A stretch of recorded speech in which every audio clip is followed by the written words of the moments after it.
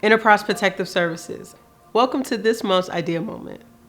I had the pleasurable opportunity of sitting down and discussing what the LGBTQ community is to a few different people in our department. Listen to how that conversation went.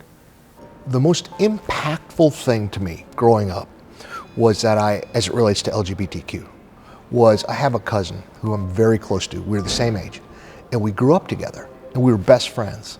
And in her 20s, she came out. Because she chose to love somebody else, because she was wired differently than I was, all of a sudden people didn't have anything to do with her. And that was very impactful. So here we are, fast forward, I'm a 50-something-year-old man with a wife and children, and I look at, I've had it really easy. She's had to really fight to have the same rights that I do. And so I'm an ally because nobody should have to struggle like she had to struggle. Yeah, you know what matters to me? Whether you're a good human being, that's what matters. I don't care about who you love, color of your skin, what your background is, what God you worship. I care about that you're a good human being. In order to be an inclusive team and to be a strong team, we have to be accepting of the LGBTQ community. What would I tell people who maybe are uncomfortable? It's okay to be uncomfortable, right? We're different people and differences make people uncomfortable. Work through it. Work through it. Make that human connection. Get to know that person. And you know what? That discomfort you feel is going to dissipate. When you learn who they are as a human being and you connect on that human level, you'll get through it.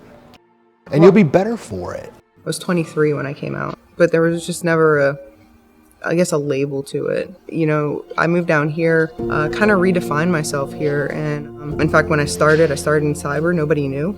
They assumed gender, and I just let them assume it.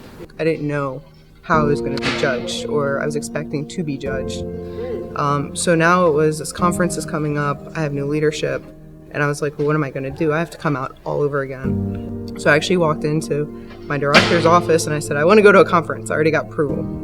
And he goes, what conference? And I said, Barry, I'm going to Lesbians Who Tech. And he goes, okay, I hope you learned something. And to this day, it was the best conference I've ever been to. But having that support at that level, it started to make me feel more comfortable.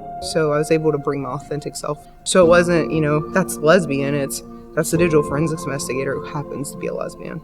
So it just changes the narrative a little bit.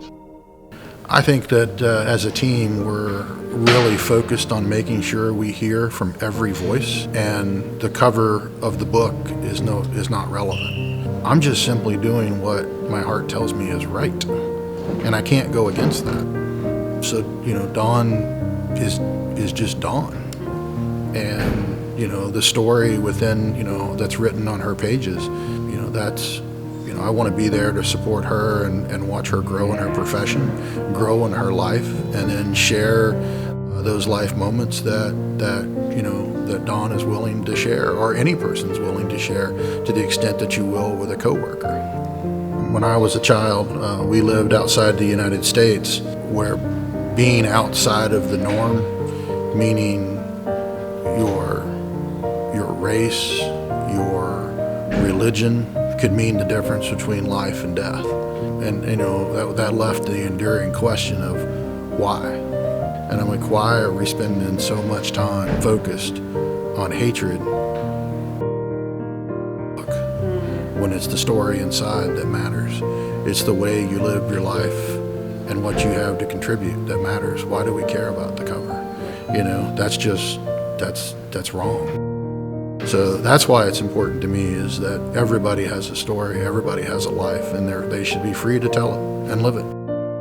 Mark, Dawn, Barry, thank you so very much for allowing me the pleasurable opportunity to sit down and discuss what the LGBTQ plus community means to you, as well as to Duke Energy and to our department. Wasn't the conversation very authentic, amazing? So what are you doing to contribute to the world, to your family, to your friends around you? A few ways that you can get involved. Charlotte Pride is August the 20th. Spencer, Indiana Pride is October the 15th. We also have the We Are One LGBTQ plus equality group that you can join, whether you're a part of the community or you're an ally. Thank you so much for your time. Have an amazing day. And don't forget, it's Pride Month. Put a smile on your face.